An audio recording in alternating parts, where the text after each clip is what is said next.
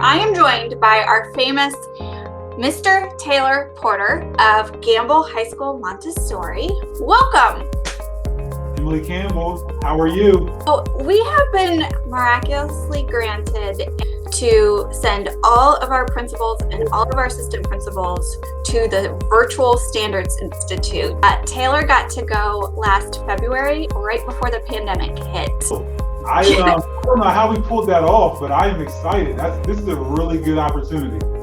It is a really good opportunity. It's actually, I do want to give credit to Terry Davis, our grants writer. It was a random conversation in the hallway, like I need a lot of money to send all of our principals and assistant principals to this, and she did it. Wow, Terry, thank you, good job. You know, I went to the conference winter 2019, just like, wasn't that long ago, and there were only a handful of districts that could pull that off. There were like some large metros on the East Coast and large metros on the West Coast that sent like 80 administrators to this conference to really like affect change across the district. In Cincinnati, we were not one of those districts. So to hear that you and Terry found the dollars, this is a good thing.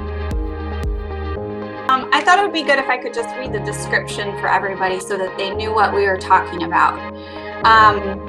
This conference is put on by an organization called UnboundED, and the 2-day series, so it's a little different than your experience, Taylor, because you did 5 full days and in person. This 2-day series has been specially designed with an emphasis on grade level curriculum, strategic supports, and equitable instruction. The summit moves educators through planning processes that can produce meaningful, engaging, and in-person and virtual classroom experiences. The thing that really stands out to me is that it has been revised for instructional planning in the complex era of COVID-19 and amidst a historical anti-racist movement. Wow. Yeah, I love it. This is amazing and it's timely. So it sounds like the same 2 kind of swim lanes that I experienced last year, to where there's a clear focus on like standards, grade level work, and understanding the standards through different grade levels. And then the other swim lane is like equity, anti-racism, and how do you like affect that change in your school?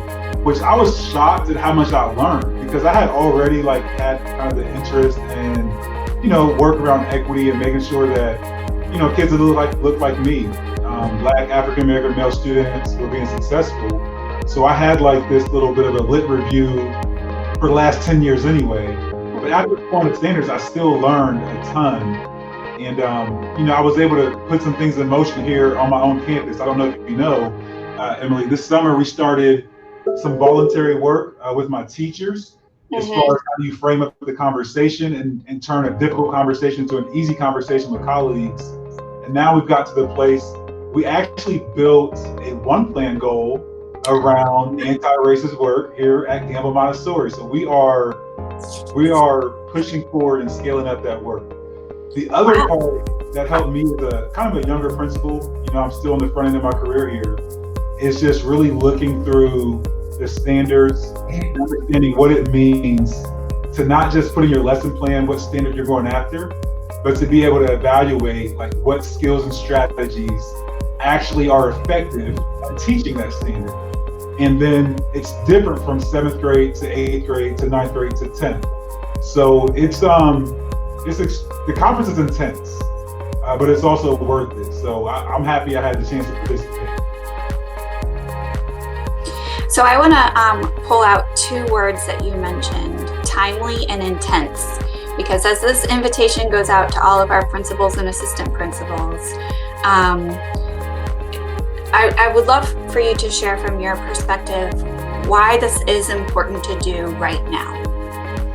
It's important to do right now because we have students right now. And on the one swim lane around the equity work, the social justice, and what does that look like in a school, and then what's your sphere of control as a teacher, we have to be prepared to make that conversation safe. The kids are already talking. The teenagers already have ideas. There's already a lot of like unrest sitting on the inside. And so as the adults, if you're not kind of trained and prepared and understand why this is relevant, to at least allow the conversation to happen in a safe academic way, we're going to lose progress and people are really going to get hurt emotionally, mentally, and hopefully not physically, but this is a national conversation that we have to get prepared for. It's very timely. And then the instructional swim lane, isn't that what we do as schools, is teach and learn? So I don't know how that could not be timely. We have scheduled this for November 30th and December 14th. It is a full day. So if you were to give some advice to your fellow principals in preparation and getting their minds right for it, what would you say? Well, honestly, I think advice I would give my colleagues, and it sounds like you've already got this taken care of, Emily, is don't go alone.